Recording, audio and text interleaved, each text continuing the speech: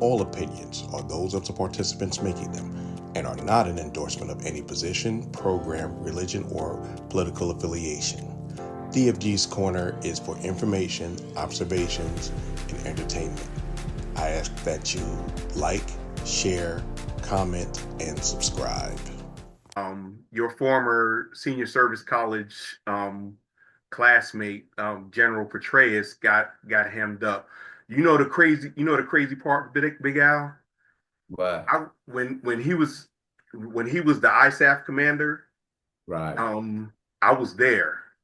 I was there, and the things they said, I personally couldn't believe it because I used to have to brief him every day, and you know how a 4-star general's calendar is managed down to the minute.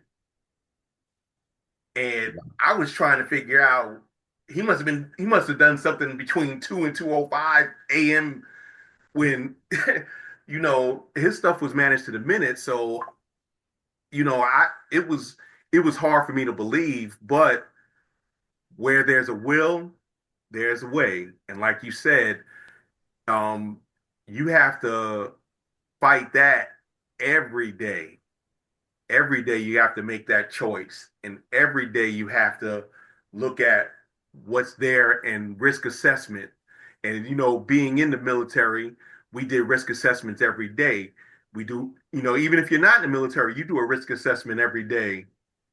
And it's not living in fear, it's living in knowledge. Right. And the more you know, the more you should understand on what's going on with what's going on around you. Now, DJ Dabs, I want to ask you, have you ever had that situation where somebody kind of pulled a Sharon Stone in Basic Instinct on you while you were in a position of authority or influence? Oh, I was just telling her that. That's why I put my mic on. So I wasn't in the military, but I worked for the military back in my club day, DJ club days. So yeah, I mean, it was pretty like that.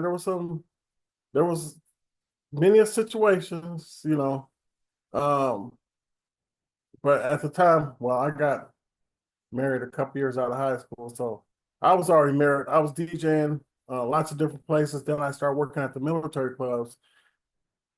And yeah, I don't know. I didn't think I was that big of an influence, but DJ at the club and girls want to hop in the booth and all kinds of stuff going on. Oh, I'll meet you. I'll wait for you at your car. No, you won't. It's like all kinds of stuff going on.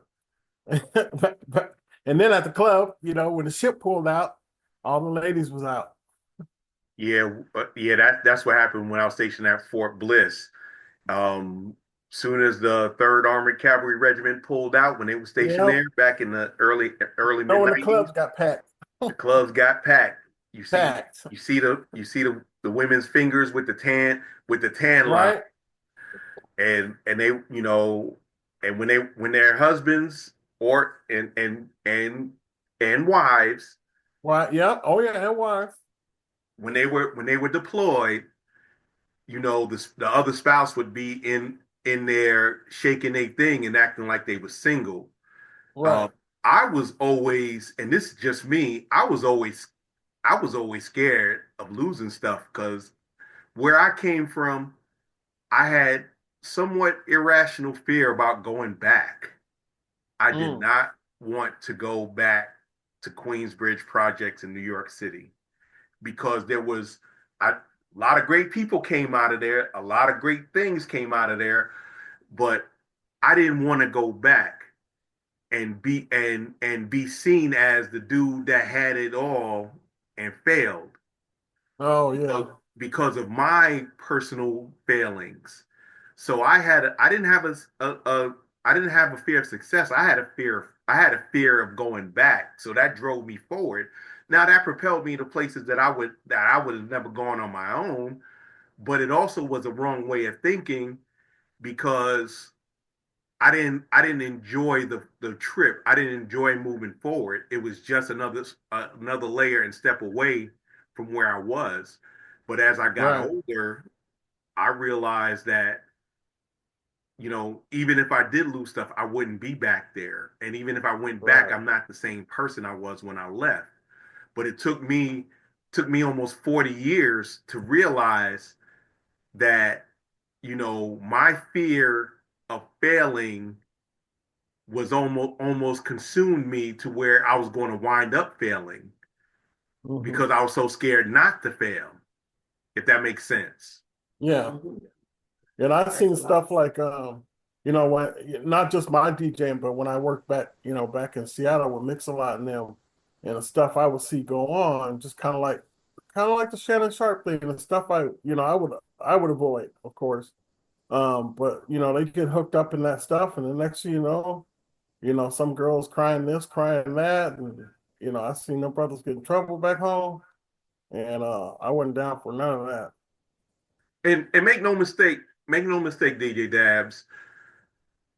A lot of times that stuff did happen. That stuff did Yeah, happen. But there I've were seen there it were in action.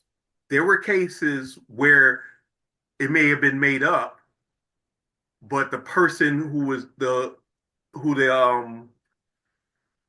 the charge was made against was so had a poor reputation, so they weren't going to be believed. Right, exactly. So when you're in those situations, it's always good to have good character. So when somebody does say, you get the benefit of the doubt.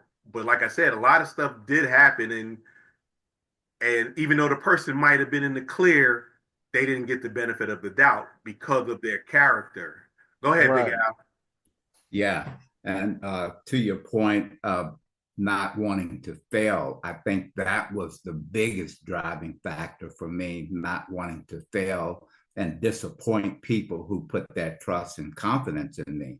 And in the back of my mind, I had a little voice telling me not to do it, because if I had done it during my military career or my civilian career, I think I would have been cooler talk, where everybody, well, I'm giving it to the commander, I'm giving it to the senior director.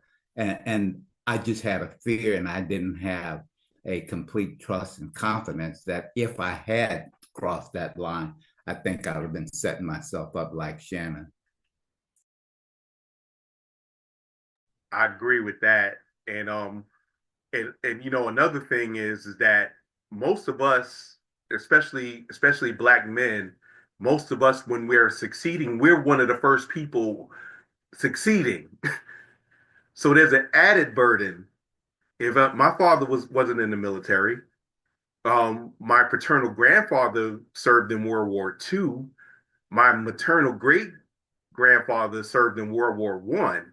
So yes, there were, I had military in the family, but as I grew up and became an officer, there was a lot of people looking at me. So I had to be straight.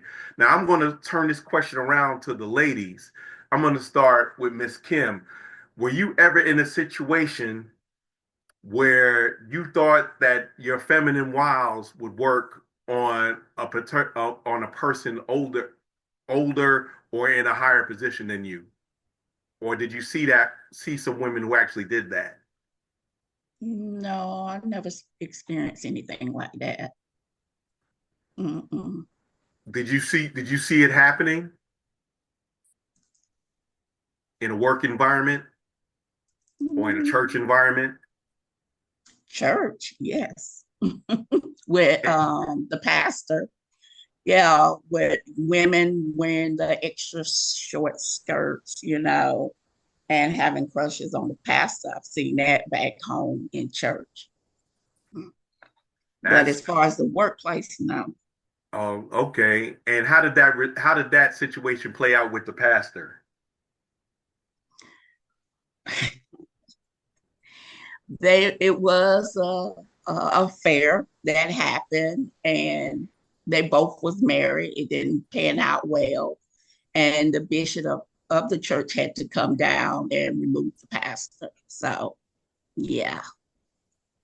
Yeah, and that's another situation. We can talk about a whole nother situation about people being moved and not removed.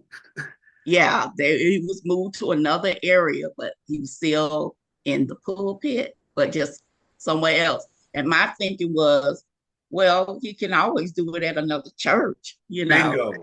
Bingo. Yeah. Bingo. And that's solving the situation. You just removing them from one church and putting them in another church.